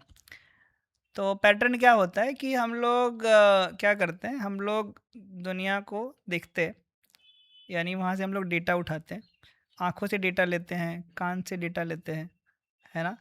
और ये सब ले करके ये हमारे ब्रेन के अंदर हम डालते हैं, जो हमारा प्रोसेसर होता है, और वो प्रोसेस करके कुछ पैटर्न्स देता है। जैसे कि हम लोग क्या करते हैं कि हम लोग, कुछ लोगों का चेहरा हमारे दिमाग में रहता है। जब नया आदमी देखते हैं तो हम लोग ट्राई करते हैं मैच करने का इसको, कि ये उनके जैसा दिखता है थोड़ा, तो हमारा ब्रेन वो मैप करता है। और इस तरीके से हम हमारा समझ, बुद्धि बढ़ाते हैं, और उसको हम लोग नेचुरल इंटेलिजेंस कहते हैं। बेसिकली हम लर्न करते हैं। तो सिमिलर कॉन्सेप्ट्स पे एआई भी चलता है। तो एआई में भी जो है डेटा सबसे इम्पोर्टेंट होता है। तो हमारा जो ब्रेन है वो उसकी जगह पे कंप्यूटर आ जाता है। कंप्यूटर का जो प्रोसेसर हो जाता है वो प्रोसेस करता है पूरी डेटा को। डेटा हम लोग देते हैं, और मैथमेटिकल मॉडल्स होते हैं, और बाद में मैथमेटिकल मॉडल्स हैं उनके बाद रीजनिंग कैपेबिलिटी आ जाती है, इंटेलिजेंस आ जाता है। तो मशीन लर्निंग आपने सुना रहेगा, डीप लर्निंग सुना रहेगा। तो बेसिकली मशीन्स लर्न करती है। लर्न मतलब पैटर्न बनाती है। ठीक है। जैसे आपने एक फ़ोटो दिया तो एआई बताएगा ये ह्यूमन है, तो उसको बहुत सारे ह्यूमंस को फ़ोटो दे देंगे हम लोग, और वो पैटर्न बता लेगा कि ऐसा ऐसा नाक रहेगा, ऐसा आँख रहेगा, तो ये ह्यूमन बोलेंगे। कैट का फ़ोटो देंगे तो बता देंगे कैट है। तो ये एक बहुत वर्ड जो है ना, एक सेंटेंस बहुत फेमस हुआ है, डेटा इज़ न्यू ऑयल, है ना। So basically an AI is the engine. So when you put oil in the engine, then you can do whatever you want. तो जब तक आपके पास डेटा नहीं रहेगा ना, तब तक एआई आगे नहीं बढ़ सकता है। तो अगर हमने ऊपर गए, मतलब अलग अलग यूनिवर्स में गए, जहाँ भी गए, अगर हमने वहाँ का डेटा मतलब it can be image, it can be some voice also, कुछ आवाज़ मिले, कुछ भी मिले। So data means information basically. तो वहाँ से इंफॉर्मेशन कुछ निकाल पाए अगर हम, या हो सकता है कुछ और सेंसर के थ्रू हम लोगों ने वहाँ से कुछ और इन्फॉर्मेशन निकाली, तो और उसमें भी अगर हमने सफिशिएंट, क्योंकि आपका इंटेलिजेंस जनरलाइज होने के लिए टाइम लगता है। पहली बार मैंने माइक देखा तो मेरे को शायद कन्फ्यूजन था, ये ऐसा माइक होता है कि जो हम लोग थोड़ा छोटा माइक देखते हैं वैसा माइक होता है, या कॉर्डलेस माइक। बट 2-3 बार ये सब देखूंगा तो मैं जनरलाइज कर पाऊंगा, एक्चुअली ये सब माइक जैसे ही होते हैं। तो जब रिपीटेटिव डेटा हमको सफिशिएंट डेटा मिलता है, AI requires lots and lots of data. अभी जो हमारा चैट जीपीटी या जो भी मॉडल्स मिले हुए हैं हमको, इसके अंदर बिलियंस इंफॉर्मेशन डाली गई हैं, बहुत इंफॉर्मेशन डाला गया है। ये महीनों तक ट्रेन किए जाते हैं मॉडल्स, इमेज और फोटो, वीडियो और टेक्स्ट, नंबर सब डाल डाल कर ट्रेन किया गया है। हम्म, तो एक्चुअली एआई का पढ़ाई मतलब मेरा पीएचडी में काफ़ी डिटेल में हुआ है। एआई जब चालू हो रहा था तब से मैंने पीएचडी चालू कर दिया था, लगभग उसी टाइम से। तो एआई को ग्रो होते होते वो मतलब मैंने ऐसा देखा हुआ है। तो हम लोग पूरा स्टैटिस्टिकल मॉडल से लेकर के फिर machine learning models, deep learning models, फिर जेन एआई, अभी एआई एजेंट्स वगैरह चल रहे हैं। जैसे मैं बता रहा था, एआई को डेटा चाहिए। अगर हमने बाहर के ग्रहों या यूनिवर्स से डेटा पाया और सफिशिएंट डेटा पाया कि एआई ने कुछ पैटर्न बना लिया, देखो दो ऑप्शन है, या तो हम इंसानों को भेजें, इंसान वहाँ पे जाए और समझे भी क्या है क्या नहीं है, बट उसमें वही रिस्क है भी, इंसान जाएगा फिर वो इतने कंस्टेंट इन्वायरमेंट में जिए नहीं जिए, रिस्क होता है ना ह्यूमन लाइफ का। तो बट अगर हम लोग मशीनें भेज पाएँ अभी, जैसे अभी चंद्रमा पे भेजा वगैरह, और वहाँ से अगर हम सफिशिएंट इन्फॉर्मेशन ला पाएँ और उसको हम लोग एआई इंजन को दें, तो हो सकता है कोई पॉसिबिलिटी है कि हम लोग कोई कंक्लूजन या अंडरस्टैंडिंग तक पहुँच पाएंगे। बट प्रॉब्लम मुझे लगता है चैलेंज वहाँ तक, और आई थिंक ट्राई हो रहा है। अगर डेटा मिल पाएगा तो फिर एआई उसके अंदर कुछ ना कुछ पैटर्न निकाल सकता है। एआई खुद कॉन्शियसनेस डेवलप कर सकता है? हाँ, नहीं, एआई एक तरह से रीजनिंग कैपेबिलिटी डेवलप करता है। कॉन्शियसनेस तो अभी तक साइंस ने ही पता ही नहीं कर पाए कॉन्शियसनेस का। कॉन्शियसनेस जो है, हाँ, that is beyond matter. So basically consciousness is link to the soul. So जैसे the difference between a matter and a living is the consciousness. So consciousness means वो आदमी फिर सोच पाएगा। So thinking, feeling and willing, these are three are the symptoms for consciousness. जैसे कुत्ता है, बिल्ली है, इंसान है, ये जितने भी कॉन्शियस लोग हैं उनके अंदर ये कैपेबिलिटी होता है। जैसे एक कैमरा है, ये हो सकता है कुछ पॉइंट्स मैं बोल रहा हूँ आप नहीं कैप्चर कर पाए हो, या है ना कुछ स्लिप भी हो जावे, बट ये सब कुछ कैप्चर कर रहा है। स्टोर कर लेगा। करेक्ट, वो स्टोर करेगा बट वो उसको समझ नहीं सकता है। क्यों? क्योंकि because this camera is not conscious. So consciousness is link to the spirit, the soul. तो एआई जो है वो again is just a processor. वो प्रोसेसर पे हम mathematical, so there is a conscious human being जो एआई को बना रहा है। जो कॉन्शियसली कुछ कोड्स, प्रोग्राम्स लिखे गए हैं जिसके अंदर डेटा कंज्यूम हो रहा है और उससे कुछ पैटर्न पता चल रहा है।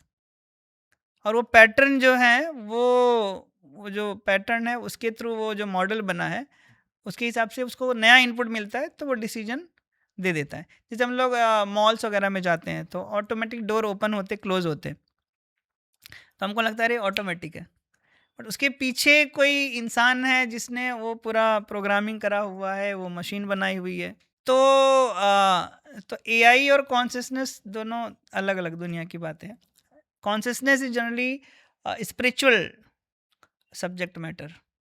AI again is a part of science and the material angle का, यानी मटेरियल कंफर्ट के लिए। Actually spirituality is also science. So science की डेफिनेशन अगर हम देखने जाएंगे तो साइंस में बेसिकली कोई भी चीज़ अगर कंट्रीब्यूट करती है ह्यूमन लाइफ को अच्छा करने के, इसका प्रैक्टिकल एस्पेक्ट है, तो वो साइंस हो जाती है। एआई इतना एडवांस हो गया है और फ्यूचर में कुछ सालों बाद में क्या एआई की हेल्प से हमें टेलीपोर्ट किया जा सकता है या हम टाइम ट्रैवल कर पाएंगे? ये टाइम ट्रैवल का एक्चुअली टाइम के रिलेटेड में जो हमको थियरीज मिलती हैं, जो हमको समझ में आता है, उसमें दो चीज़ें होती हैं।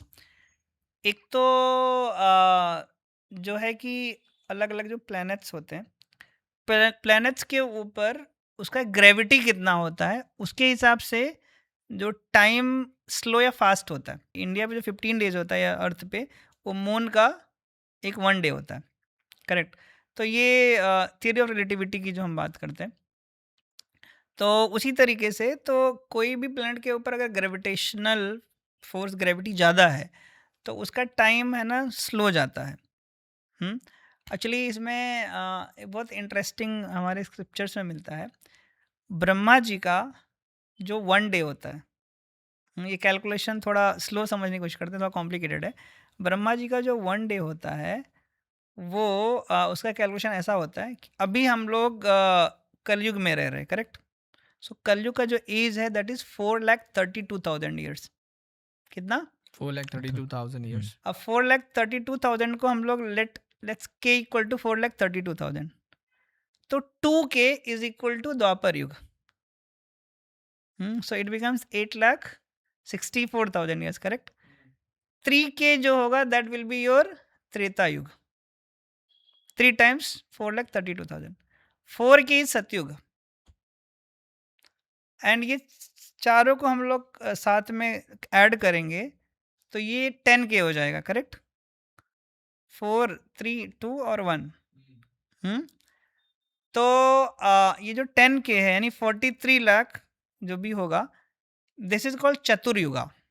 4 युग एक साथ आके, ये चतुर्युगा जब 1000 टाइम्स घूमता है, तो that is equal to 12 hours of Brahma जी।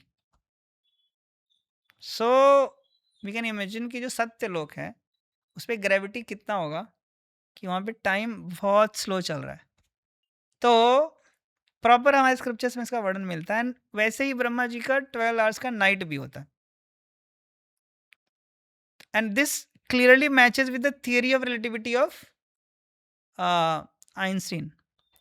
तो जैसे हमारा तो ब्रह्मा जी का 100 साल, उसी तरीके से जो देवता होते हैं उनका 100 साल कितना होता रहेगा? ब्रह्मा लिव्स फॉर 100 ईयर्स, देवता ऑल्सो लिव्स फॉर 100 ईयर्स। हमारा 100 ईयर्स कितना छोटा होगा उनके कंपैरिजन में? जैसे एक और जनरली हम एवरी लाइफ स्पैन में, हमारी लाइफ स्पैन में जनरली हम लोग क्या करते हैं? हम लोग पैदा होते हैं, हम लोग ग्रो करते हैं यानी बड़े होते हैं, फिर हम लोग सस्टेन करते हैं, फिर हम लोग बच्चे पैदा करते हैं बाई प्रोडक्ट्स, फिर डिके होते हैं, ओल्ड होते हैं, फिर डेथ हो जाता है। This is general phenomena. ये सारा फिनोमिना जो हम लोग 100 साल में पूरा करते हैं, एक चींटी कुछ घंटों में या कुछ इसमें करती है। एक मॉस्किटो जो है ये कुछ घंटों में करता है। यस, मच्छर होता है वो शाम को 2-4 घंटे में वो पैदा होता है, वो ग्रो करता है, उसके बाद फिर वो बच्चे पैदा करता है और फिर वो कुछ ही घंटों में मर जाता है।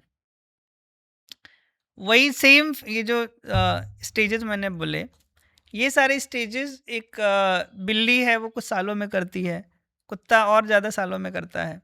This is called theory of relativity, जो क्लियरली मैच करता है हमारे स्क्रिप्चर्स के हिसाब से। अभी दूसरा जो एंगल मैंने बोला था, जो आइंस्टीन ने जो टाइम ट्रेवल का है, तो कि हम लोग we can go to past also, we can go in future also, and we can be in present also simultaneously, correct? At a one time. हाँ, कर ये टाइम ट्रेवल का होता है। तो length wise we can travel, width wise we can travel, height wise also, plane से हम लोग ट्रेवल कर सकते हैं, correct? Oh. So similarly we can travel in fourth dimension, that is time travel. So ये टाइम ट्रेवल जो है वो साइंस में तो वो एक क्रिश मूवी आई थी ना, क्रिश मूवी में टाइम ट्रेवल का कॉन्सेप्ट हमने देखा था। But again as I mention कि अभी ये भी बहुत सारा सिर्फ मूवीज लेवल पे ही है, फिक्शनल है। हाँ फिक्शनल है, अभी टाइम ट्रेवल का नहीं है। बट हम लोग को शास्त्रों में मिलता है कि जैसे भगवान वेदव्यास, अभी जो भी नॉलेज हम लेते हैं ना, हम लोग ना तो जब साइंस बैठ के एक्सपेरिमेंट कर रहे हैं तब थे वहाँ पे, ना तो हम उस टाइम पे थे जब भगवान ने क्रिएशन किया रहेगा। तो साइंटिफिक अप्रोच यही होता है कि वी रीड फ्रॉम बुक्स और द नॉलेज सोर्सेज, करेक्ट? तो स्क्रिप्चर्स जो है, डिफरेंस मैं बताने की कोशिश कर रहा हूँ कि साइंटिस्ट लोगों ने जो बुक्स हमको दी हुई हैं, वो scientist they are also normal living beings. पर जो स्क्रिप्चर्स हमको मिली हुई हैं, they are written by Bhagwan Vedvyas. Vedvyas is a literary incarnation of lord Vishnu या लॉर्ड कृष्णा। तो वो भगवान के ग्रंथ लिखने के लिए उन्होंने विशेष अवतार लिया हुआ था। एंड ऐसा मेंशन आता है कि ये लोग ये प्रेजेंट पास्ट फ्यूचर ये कालातीत करके एक शब्द आपने सुना रहेगा. They are beyond hmm, time. They can see the future also. वो फ्यूचर भी देख सकते हैं, वो पास्ट भी देख सकते हैं. इवन जैसे अभी टेलीकास्ट होता है चीज एक जगह से दूसरी जगह देखा जा सकता है. लाइव. हाँ, लाइव देखा जा सकता है. तो without any instrument sitting at one place with there योगिक शक्ति या डिवाइन पावर वो देख सकते थे. जैसे हम लोग भगवत गीता में देखते हैं ना, संजय है ना, संजय हैड दैट पावर कि संजय को धृतराष्ट्र, श्लोक ही चालू होता है भगवत गीता ना, धृतराष्ट्र वाचा धर्म क्षेत्रे हम्म, कुरुक्षेत्रे समवेतायुत्सवा माम कहा पांडवश्चैवा किम कुर्वत संजया. वो रूम में बैठे हुए हैं और धृतराष्ट्र जो कौरव के फादर है वो संजय से पूछते हैं कि संजय मेरे बच्चे और जो मेरे भाई पांडु के बच्चे जो इकट्ठा हुए धर्मक्षेत्र कुरुक्षेत्र ने उन्होंने क्या किया. कोई कैमरा कोई लाइव टीवी नहीं था. सो बट वो जो पावर संजय को मिला था, from where he got the power, he got the power from Vedvyas. तो भगवान वेदव्यास ने उनको ये शक्ति दिया था क्योंकि धृतराष्ट्र वाज वेरी डिस्परेट कि आगे क्या होगा, क्या चल रहा है, क्या नहीं चल रहा है, आई एम ब्लाइंड. तो उनने उनका जो सर्वेंट था ये ड्राइवर संजय, तो उनको ये डिवाइन पावर दिया था. तो ये टेलीकास्टिंग वहाँ पे भी होती थी बट वो मंत्र युग होता था. ये अभी हमारा यंत्र युग है, इंस्ट्रूमेंटल टाइम है ये. यहाँ पे इंस्ट्रूमेंट्स के थ्रू, वहाँ पे मंत्रों की और योगिक शक्तियों से चीज़ें हासिल होती थी. आपने कहा कि जो बनता है वो डिस्ट्रॉय भी होता ही है, तो अभी हमारा ब्रह्मांड बना हुआ है, अगर वो कैसे डिस्ट्रॉय होगा, वो कब होगा, मतलब ऐसा डिस्ट्रॉय? वो डिस्ट्रॉय होगा क्या? सो इसके अंदर थियरीज मिलती हैं. हम्म, तो दो थियरी मिलती है साइंस में. एक होता है डीप फ्रीज हो जाएगा. अब डीप फ्रीज मतलब कैसा है कि अभी हम जहाँ बैठे इसका टेम्परेचर कितना रहेगा, 20. हाँ अप्रॉक्सीमेट 20. हम्म. दिन में तो 25, रात में थोड़ा कम ज़्यादा हो सकता है. बट जो यूनिवर्स का एवरेज टेम्परेचर है that is around -271 degree. Minus. 271 degree. ऐसे हम बोलते हैं कि जो पृथ्वी है वो गर्म हो रही है, बट जो यूनिवर्स है ना एक्चुअली ठंडा है. तो जैसे बोल रहे हैं कि एक्सपेंशन हो रहा है ना, तो और एक्सपेंशन जो चालू हुआ है तो और ठंडा होते जाएगा, और ठंडा होते होते सब कुछ फ्रीज हो जाएगा. और सब कुछ फ्रीज हो गया मतलब डीप फ्रीज यानी फ्रीजर में डाला सब कुछ फ्रीज. कई बार होता है ना कुछ लोग ऐसा कश्मीर में या कहीं पे ऐसा वो है ना डेथ हो जाता है, बॉडी फ्रीज हो जाती है, तो पूरा यूनिवर्स फ्रीज्ड हो जाएगा. तो and that will be the end of the creation.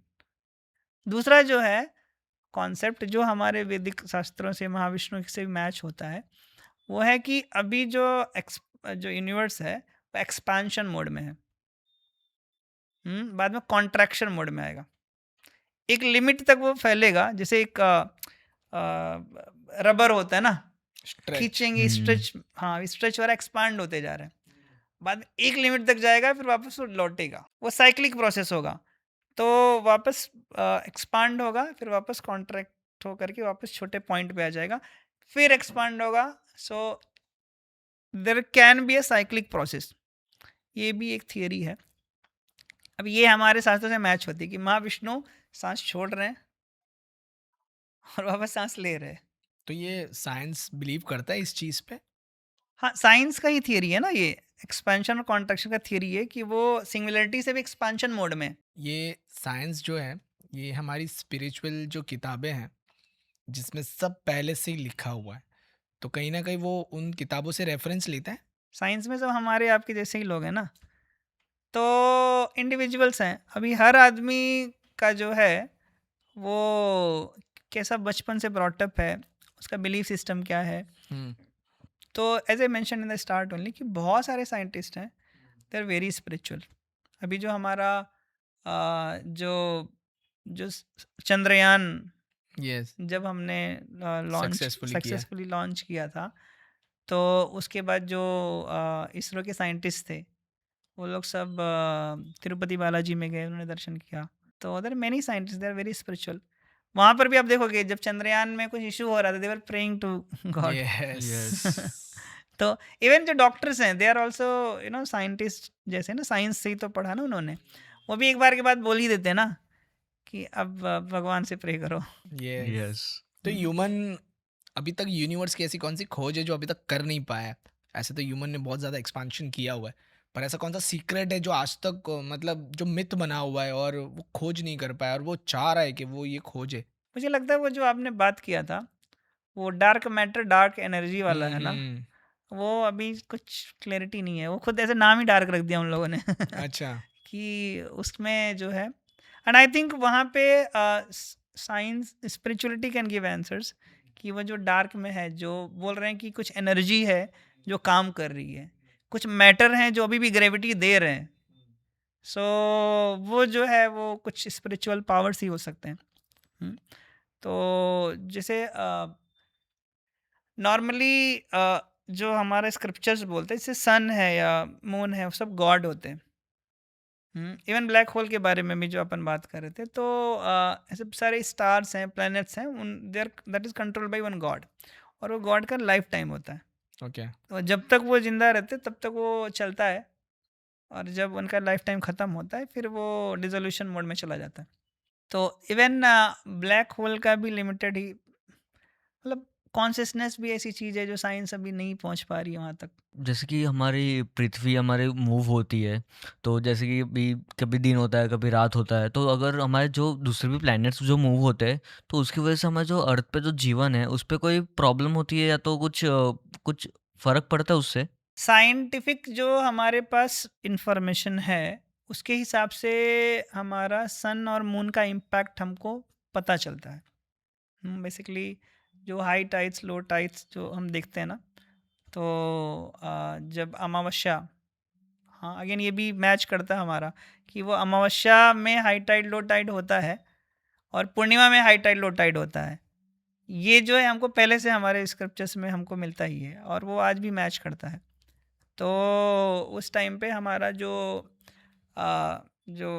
Basically अमावस्या के दिन क्या होता है, अमावस्या के दिन हमको मून एकदम ब्लैंक दिखता है हमको।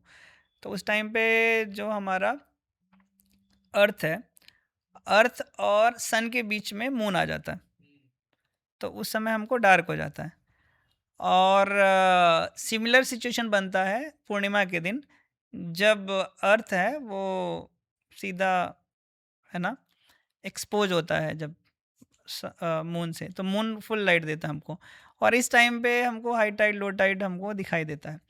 बाकी इसके अलावा दूसरे प्लैनेट्स का, यानी जैसा हम लोग ज्योतिष में बोलते हैं कि आपके जन्म के समय पे जैसा जो है सब ना, ग्रह अलग अलग जगह हाँ पोजीशन नक्षत्रों में, का हाँ 27 नक्षत्र। नक्षत्र होते हैं और जो ग्रह होते हैं, हम्म। तो वो ग्रह का पोजीशन से डिफाइन होता है कि आपका फ्यूचर कैसा होगा। अच्छा। तो ये हमारे शास्त्रों में मिलता है, आयुर्वेद और ज्योतिष शास्त्र, ये दो जो हैं ये बहुत इंटरेस्टिंग टॉपिक्स हैं हमारे स्क्रिप्चर्स के।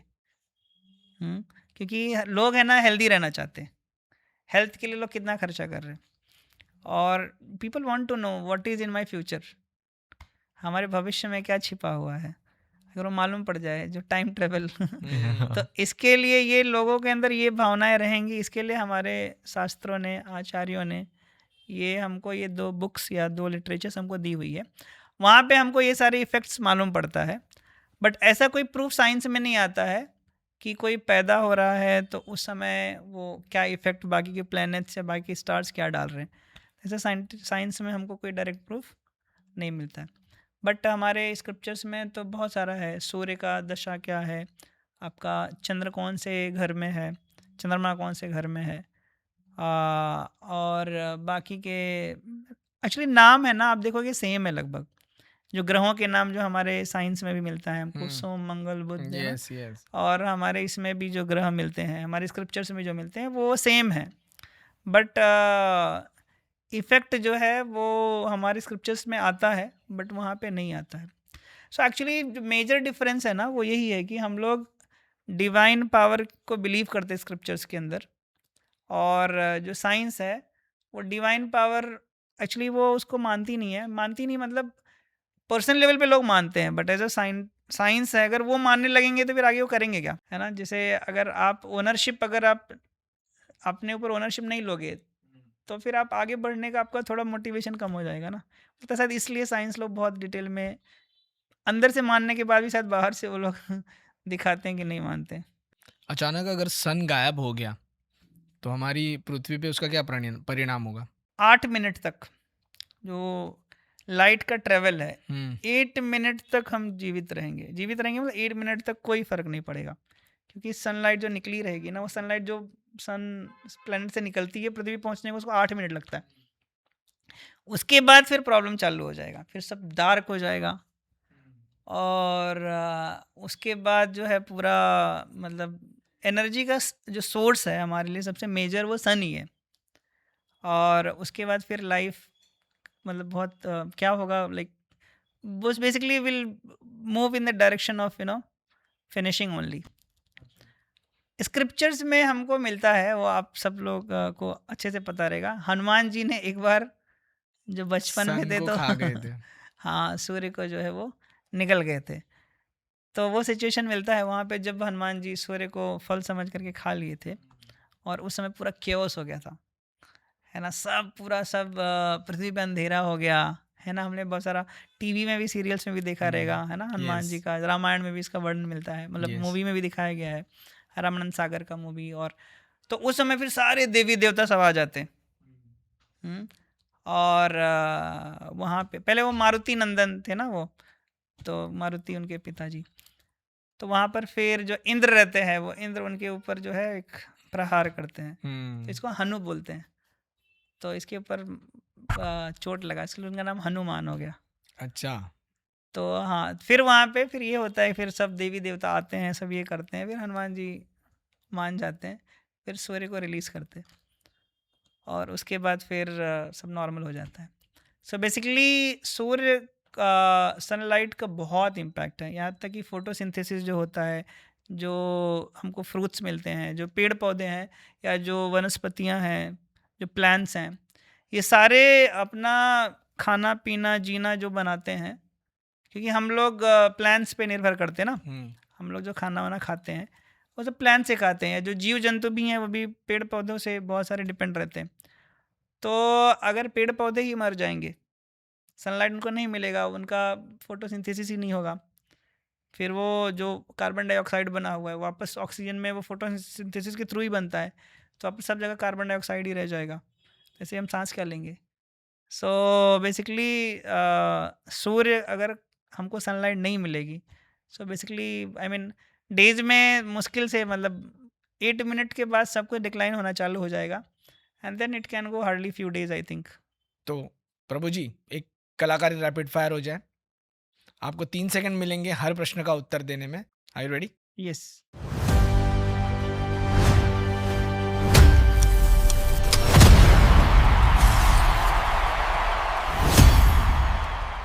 बिग बैंग या भगवान की रचना?